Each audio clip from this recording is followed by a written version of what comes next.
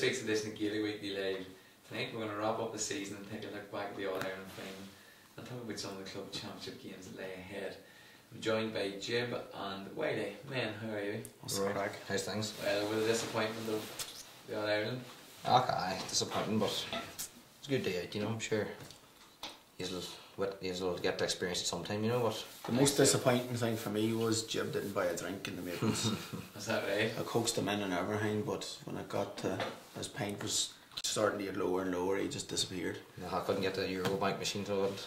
I mean, no, it was disappointing. Disappointing, sure. So there was, well, we probably didn't see the script of Tyrone going, what, 5-1 up?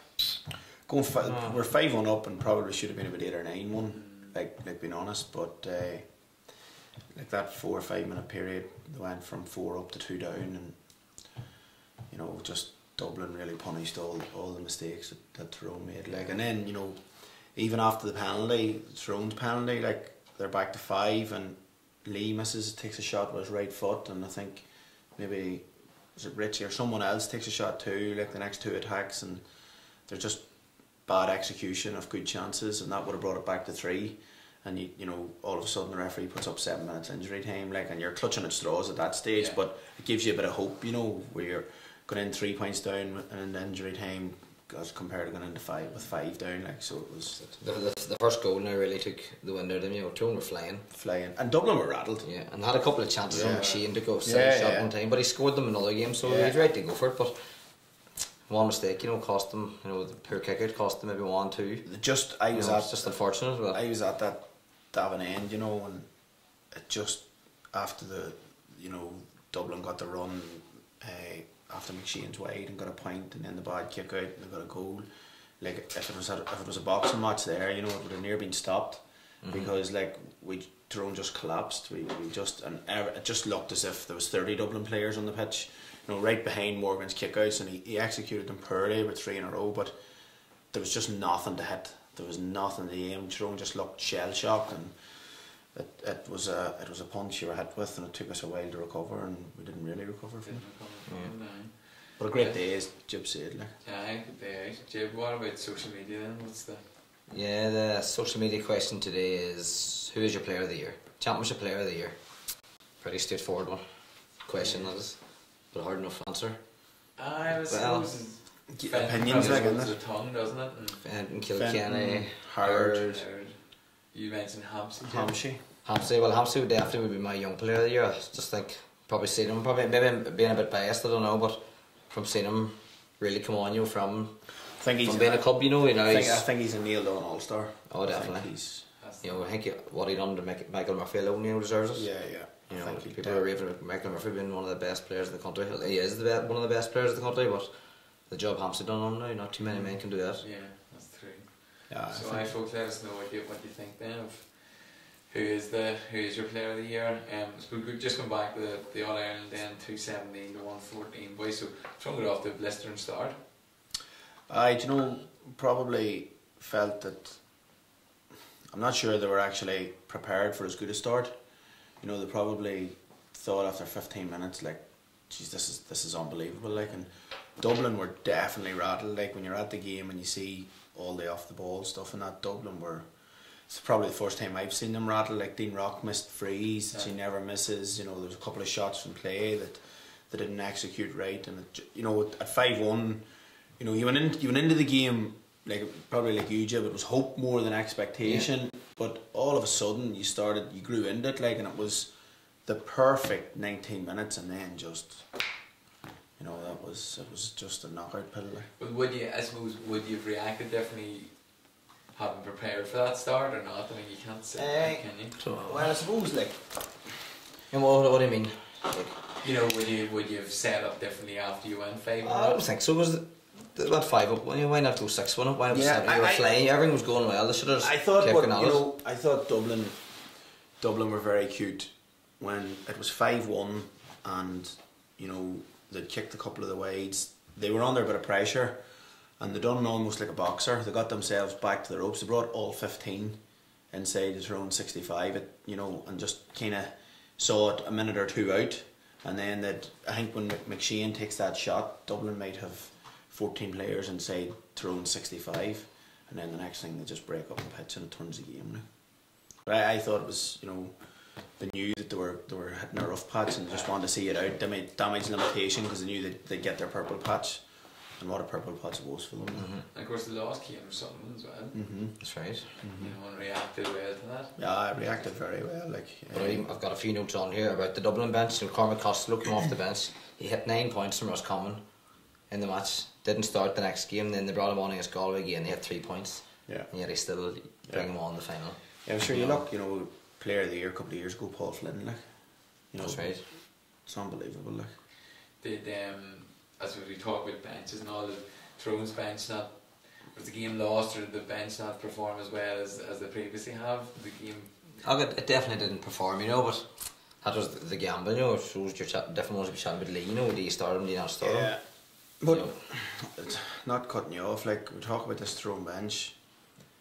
If you really look hard at it and you kind of be honest about everything, you know, against Monaghan's, Tyrone's bench offered them nothing in the heat of the battle, you know, in the Ulster Championship, and probably down in Meath didn't offer a wild pay leather in the next qualifier game, but you know, they got over Carlow and that, and probably you'd expect players to get scores in Carlow, but it was really only the Donegal game where the subs really made a massive impact. Like, there was other games where it didn't, you know, so maybe we got a wee bit carried away just because of the performance they had for 20 minutes against Dublin, like. But listen, that's the way it is. Yeah, I suppose on Tyrone, I suppose some of their key men just probably didn't really perform that make them tick, you know.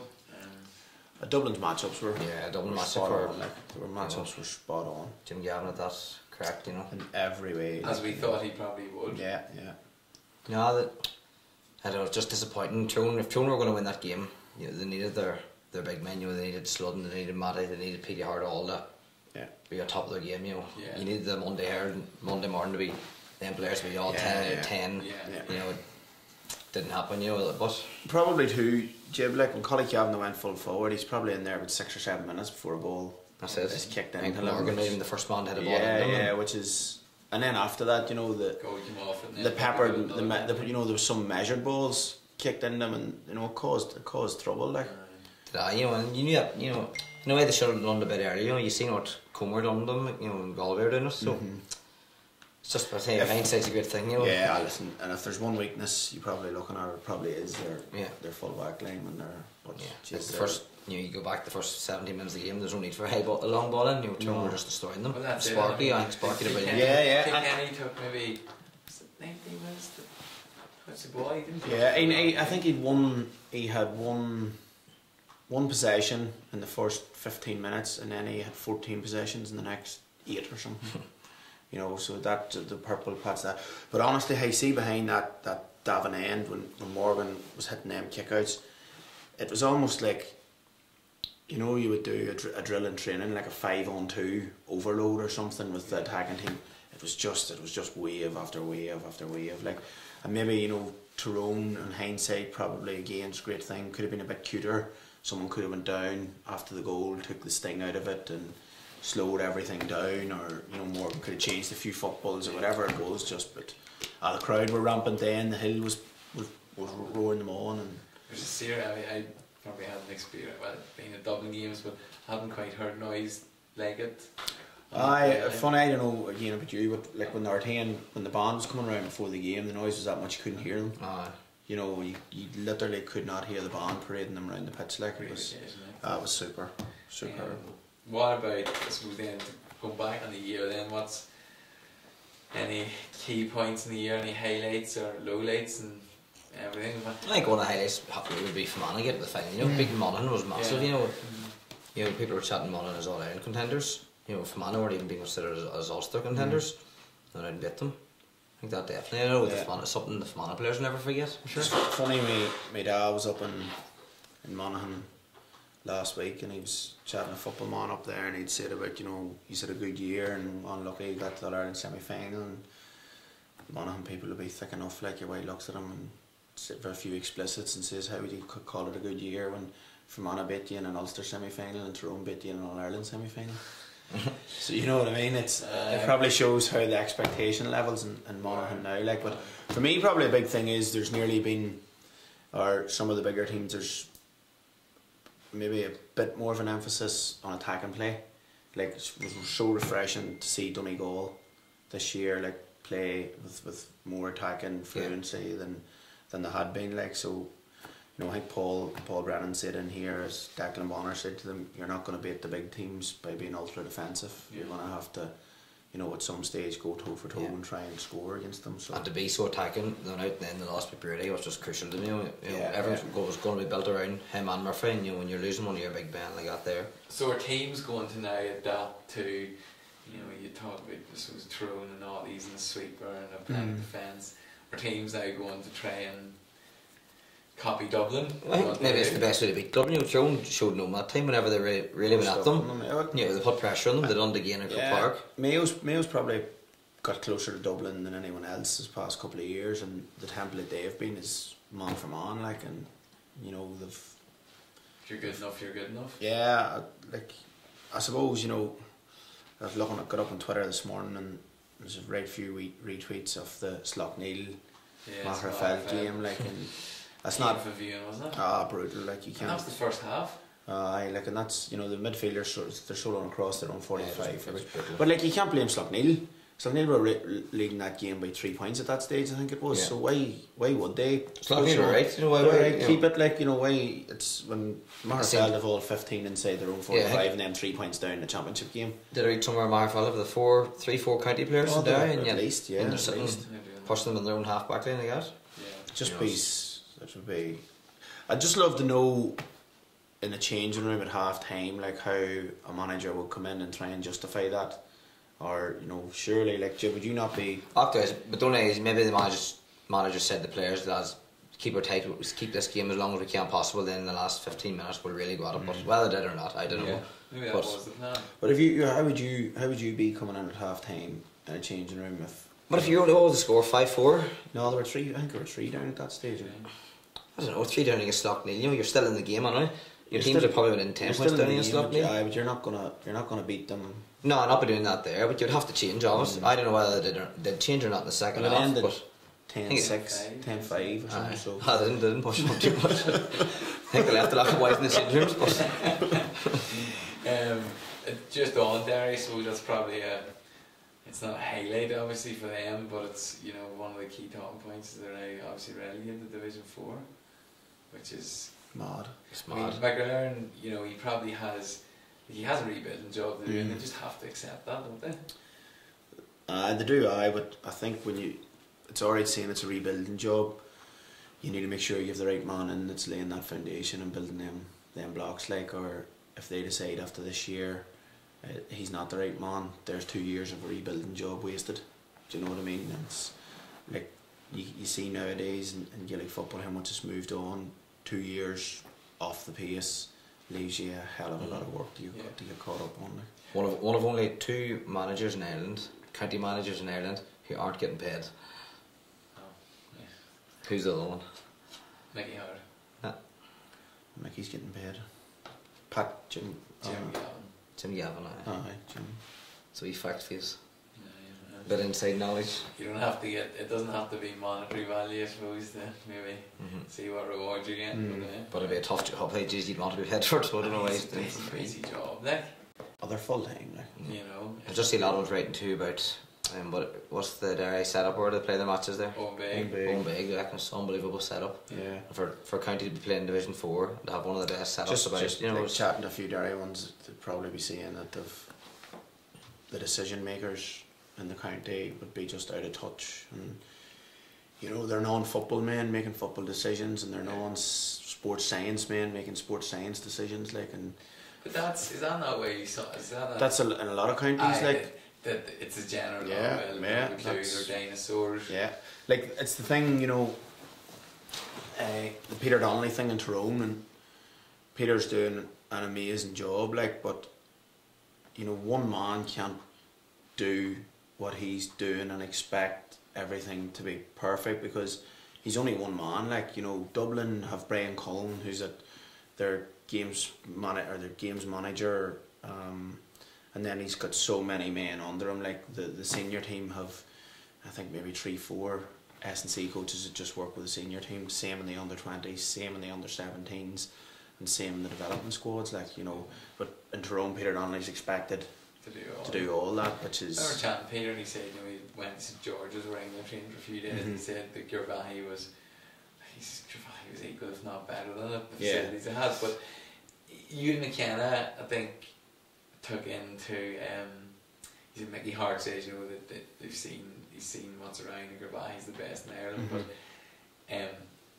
But somebody's making the point that Dublin now need to build. Alan Brogan said Dublin now need to build a centre of excellence. But I think they train out of DCU, and then Limerick are training out of UL, and they're supposedly head and shoulders above the thing, I suppose, that Limerick IT Sports Centre, the High Performance Centre, it's funny because it's Limerick IT, but it's based in Thurles and Tipperary.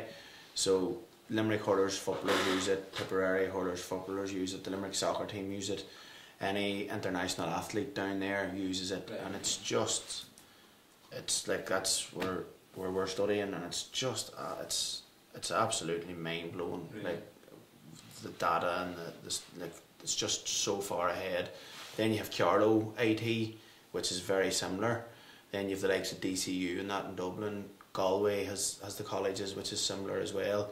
And there's no wonder the likes of Galway and Mayo are at that level, and even Carlow have come on, Tipperary and Clare in the football, and the hurling in Limerick, because you have them facilities, you know, so much down there. Whereas up here, we probably only have Jordanstown and Queen's PCs. They're never used. Like, and you know, talk about Gervais, and Gervais is a great setup, but the pitch is not. But the gym in Gervais would be the size of this room, and it's all fixed resistance machines. Like it was almost as if, you know, we've built this. Oh shit, where are we going to put the gym? Right there, there's a room there. So get as much stuff in there as you can that looks good. I suppose it's never used. Never use it. Like, you know, so. Which is a great gym, Raw. Oh yeah, absolutely brilliant. If I had that there, they'd chat at the country, you know. So. Great, I know also on that whole money issue, Cluxton tried to run it down a bit, but can see where he's coming from, but the money definitely has massive impact on it, you know. I seen, we were on about it before we come on air, Kieran Whelan, I think it was Independent, you know, and I tweeted them to stop talking as much nonsense as shit, like, because Kieran Whelan reckons that it's nothing to do with the money, it's the great coaching going on at all levels. Coaching costs money. I mean, as you say, with George in a great setup, but you don't see Antrim and Down winning all Ireland anymore. No? Exactly, like coaching costs money, and you but know, I suppose there's that big a gap. Like I think it was Michelle Gildernew said, you know, forget about 5 in a row. If this gap in money continues, it'll be 50 in a row, and she's right. Isn't it? It's fair to say, you know, like we try to give a balanced view, and I think we were talking about it in the group during the week. They said, look, it's not a reaction after the final to say, oh, you know, Dublin get all this money. They're a fantastic unit, they're gifted players. They have a great manager. They're so disciplined in the way they approach it, in the way they manage the game. But at the end of the day, if they're getting from 2007 to 17, if they're getting 16.6 million and spending the wages alone that Tyrone got for those 10 years, that's bringing on your Fentons. Like someone put up about, you know, I can't remember who it was, about the chin-up bar in Dublin's the same as the chin-up bar in my house. And that's true, but like, you know, the Fermanagh boys are as dedicated as the Dublin boys are throughout the year, and they're training and they're in doing their S&C and their extra work, but it's what surrounds that, you know, and it's the food and the, you know, the meals to work and the cars, an hour and a half drive, and they're all based in the city, and just these, everything that you know, these clubs, your Parnells and that are hiring marketing managers, chefs, they can do that because they you know, yes, they have to pay and make a business out of it, but they also have funding. That's it. Like St Bridget's, I think St Bridget's alone the club have 12 full-time staff, between coaches for the youth, strength and conditioning coaches. They have a marketing manager, because they think they have a bit of a gym or that in the club that they're, you know, that the public can use as well. Like, so it's just that they're at a different level at the minute. Like, until, you know, and you look, even we're talking about Tyrone here. How can the likes of Leitrim close that gap? You know, that, you know, if anyone, like, them teams in Division 4 should be getting the extra funds to develop Gaelic games in the county. Like. Oh, that's hard. Yeah. I've actually got a photograph. I'll put it up after the show. You know, on what's Michael Dwyer's club called again? Oh, yes, He's the one that earned. Oh, he's not Vincent's, is he? No. Oh, he's Ballymon, is he? No. Ballybone. No. Ballymon, is he not? No. No, he's not Ballymon. Ballybone, is it? Ballyboden. That's, I'll put that up after. Yeah. That there's. It's like a cinema. That's what they do there. It's like the Man City, and The video analysis. Video analysis, like a theatre, right, okay. big theatre.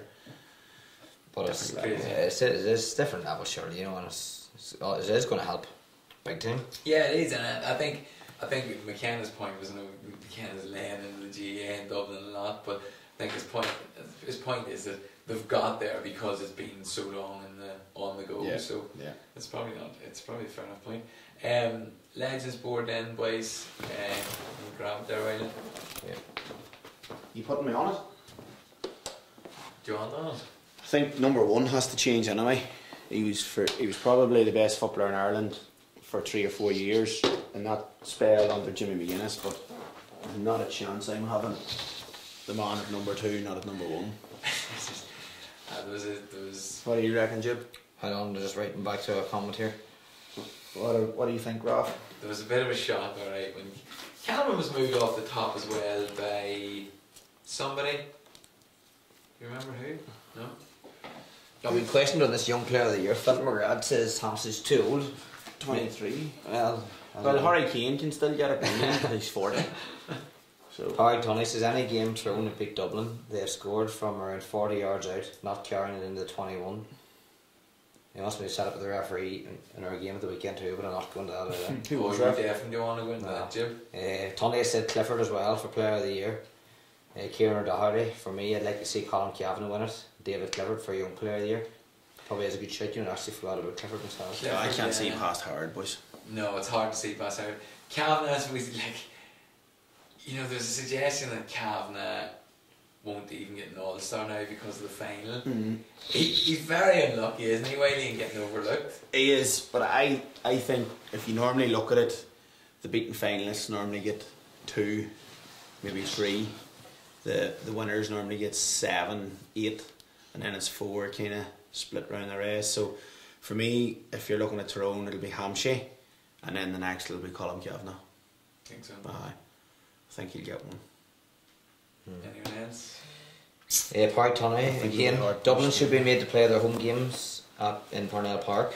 Yeah, I think that's happening next year, maybe. That's is a it? big Super point, 8s? isn't it? After the Super 8s. But on the flip side of that, probably looking at it from when I was playing, if you're the chance to play Dublin and you're not at home as a player, you want to be in Croke Park. You don't want to be going to Parnell Park to play them. No. And the demand for tickets, and they don't fill that in the bother. Mm-hmm. Emmett Farry, good GA man that is. Money won't give you the talent, but it certainly will improve the coaching setup, facilities, etc. That's it, yeah. Yeah, that's a fair point. So yeah, money is definitely a big part of it. Success. Annette McCarn is watching you, just to make sure I'm She's here. watching you. She's watching me. What are we ranking, boys, then player of the year, or young player of the year, Jib? Well, if I'm allowed to pick Hampsey, I'd go Hampsey. We'll make the rules here. We'll go 23 and under. Well, Paddy Hampsey would be mine. I think on his performance alone, stands out for me is definitely the Michael Murphy one. I think he marked Fenton as well up and home that day. I thought he was brilliant. I think he'll definitely get an All-Star, but I don't think he'll. No, I don't think he'll get it. But for me, he's my young player of the year. For me, Howard or O'Murchin. Yes. The cornerback. Well, he's really stepped up, hasn't he? He looks as if he's 12 years of age. As Annette says, you could pick him up and put him in your pocket. But he's an absolute joy to watch. You're giving these guys really no room for sentiment, but surely stepping up from 9 or his performance in the first year at Clifford's is fantastic. Massive. So much pressure on him too, and especially coming from a county. I think he might get an All-Star. He could be one of the, there's normally about 3 or 4 that from. He was. Just a young man, he was carrying nearly the whole Kerry team. They're a young team, and he was nearly the main man straight away. Really good market employee to give someone like him an all-star too in the GAA part, isn't it? Yeah, but I suppose from the Kerry point of view, like they were so far off it this year, and they've talked about, what they do 4 in a row at minor level, but they're yet to turn any of that. Like them lads that won the first minor Ireland would now be 22, going on 23, but they've never competed at under 21. So what has happened? Them first crop of minors, and yet Cork have won what a ridiculous amount of and people are talking, if Kerry get their house in order, they'll be Dublin's biggest challengers. But it just looks as if it's a massive rebuilding job in Kerry because they were so far off at the year. Yeah, and the fixtures, when you talk about Kerry and Cork, actually the fixtures are obviously out for the league as well. So managers, do you think that might sometimes sway a manager's decision as well to possibly stay on?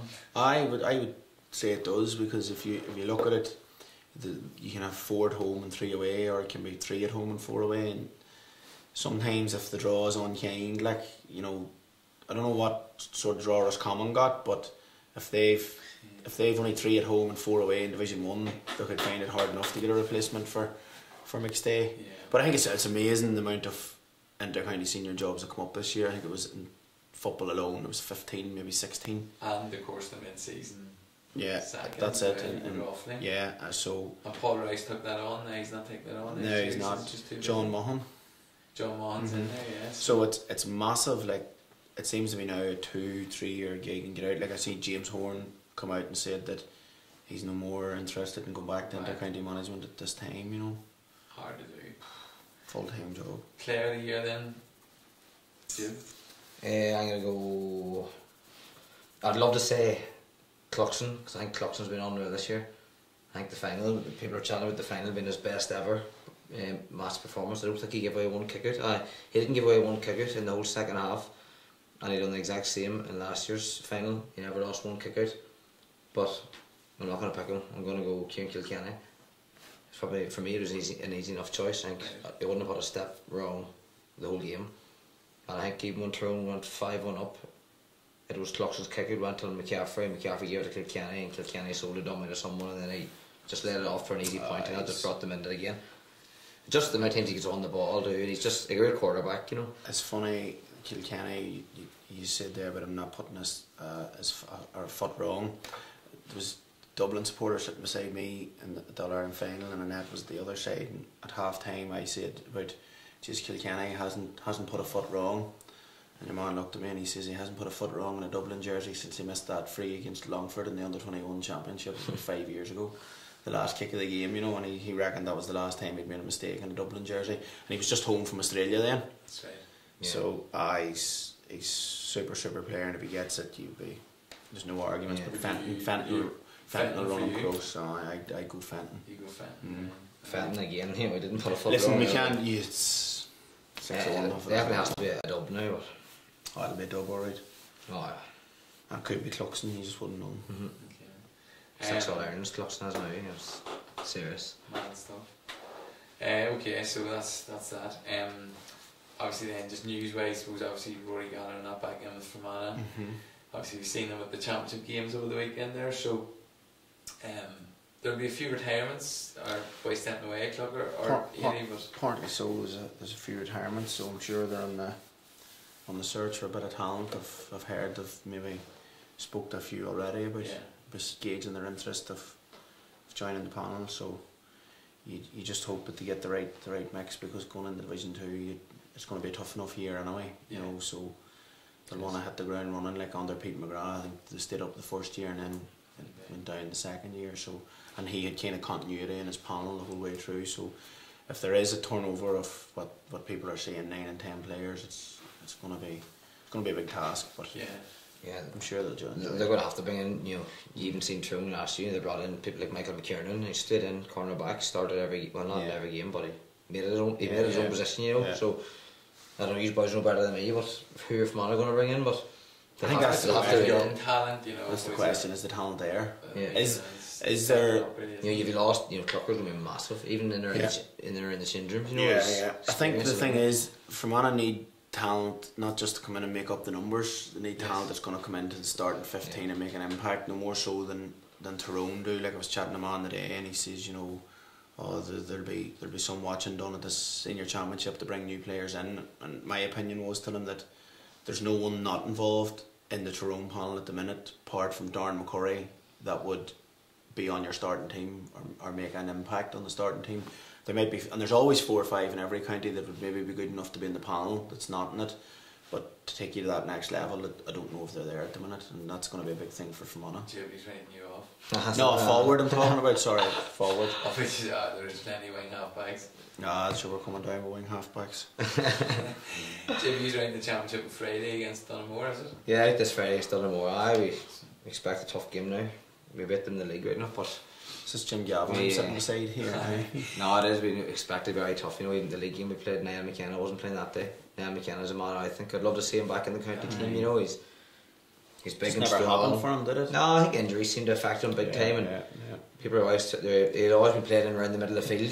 You know, in his latter years, they've stuck him in full forward, and it's what Tyrone seem to be doing. Why not give him a shot? What happened to your man Barry Tierney from Oma? Aye. Oh, Barry Tierney pulled out last year, did I? He did sure. Barry Tierney, big Conor Clark. Clark's actually still at the minute, but Conor Grugan's a player from Oma. I think good. He was in for for the a shout too, wasn't he? Johnny Munro's a man who definitely is good enough for the county setup again. I were talking about Munro and Munro's Carrickmore. Yeah. But what I'm saying is, like, when you see that the likes of Lee Brennan's not starting every week, are them boys? Is there? I don't know where he went this year. What happened to him? Maybe he come on. He's only 19 now. Out of minor. He had a couple of injuries, but I don't know what. It's hard to know if them boys would come in and make an immediate impact on the team, or if it's. And it's, you know, I think it's 10 weeks since they've been a game with Tyrone, so because you don't see them playing for Tyrone, you don't know if they're fit or not. You know, so. We'll see. Yeah, it starts this Friday, so I'll be looking forward to it. We know it's going to be tough. You know, we're going to try and make it tough for them too, but. You have the open top bus parade, the route already into the council. It's a bit early. Early was thinking of that there now. Alright, Jim. Yeah. Well, you're always through and on for the last. Through yesterday. Hey, we're blessed. We didn't play well at all. Now, in fairness, and we actually went in a point up at half time. We actually led the game till about 3 or 4 minutes from the end. There was always a point. You know, we were always kind of point up. It would go back level. We'd go point up, maybe 2 up, and then it would come back to 1. So we were a point up, a couple of minutes to go, and missed 2 chances, which would have probably put us you know, a bit of breathing space. But Paul Borden come on for them and kicked a fabulous score in injury time to put them 1 up, and luckily enough we had time for one last attack, and Francie McGee kicked one from row 47 of the stand. Don't know if one of them ones where he got it and he was shooting on the run on the turn, like, and you were kind of had it already out shouting at him for shooting, wasting it, and the next thing the umpire put the flag up, like, so. So will you send it and play well, or are you going to go old school and dog them now? No, well, listen, we wouldn't be, that wouldn't be our mentality. You'd not go Roy Keane on them? There'd be no Roy Keane. No, we'd never do that. Like, we'd have open, like, we'd have like kind of leadership groups, whatever you want to call it, and a lot of our stuff would be player driven. Like, they're meeting the night there, and they're doing the recovery session, they're doing a bit of yoga and stuff like that, so that always player led, so it makes my job easy. We'll go Wednesday night, it'll be just sharp stuff, bit of agility work, and then we're back out Friday night and the replay Sunday, and then if we were to win that, you've the semi-final the following week, so they're coming thick and fast now. So listen, the time for the dog and that's done. It's not a physical thing, it's more a mental thing. Yesterday we just didn't play well, but by the grace of God we're still there. Thankfully. Best of luck next week, and same to you, Jim, as well. That's us. Anything to note, boys? Or? Yes, Paddy Riley has just sent in a message as well. Paddy from Swad. Bigger population means bigger pick, and that goes hand in hand with being a better team, club or county. So there you go. What do you say? Helps, but again, I'd always go back to the facts. You know what? Antrim aren't the best team in Ulster. No, but a big pick. Yeah, like a lot of money getting in that. You have to work hard too. Dublin have a big pick, but there's so much other distractions in Dublin. Like, you know, you have the criminality, the drug issues, the soccer, the rugby, just everything. Like, just no, you know, they're so good outfits. They're serious. You know, Tyrone are disappointed, but Tyrone probably lost to the best team ever. Never mind Ireland. Probably the best team ever has come out of the country, and Stonehenge Club could have won many All Ireland with this current team, but Just like Mayo could have beat Yeah. them. But we're talking about Dublin being the best team maybe ever, and Mayo could have easily beat them and had 2 in a row. Do you know what I mean? So it's But the Yeah. Dublin Thin lines. rolls on. yeah. And Alright, we'll roll boys. on. Ciara Doherty really enjoyed the Fermanagh Senior Championship at the weekend. Morgan McGrath was outstanding to watch on Saturday. Aaron Marty was good, alright. He was. I don't think if you've seen or not, go on Doc Sports page and look at Morgan McGrath's hit. He milled Okay. 2 men in the one go. They tried to mill it, but he milled the 2 of them. Oh, well, Marty. Serious hits. Oh, brute. Alright, boys, that's us then. Yep. We're going to wrap That's it a up. wrap for Hopefully, the we week. have a lot more to look forward to than Saturday kicking the ball around the 45. Mhm. Best luck to everyone in the club championships, folks, and thanks to Wiley and Jim and Marty and everyone that's come in through the season. So, look, stay tuned on Facebook, YouTube, and Twitter, and we'll keep you up to date with all the latest GA news, and we will be back presenting to you very soon. And keep an eye out for some big news coming this week as well. Alright, good luck.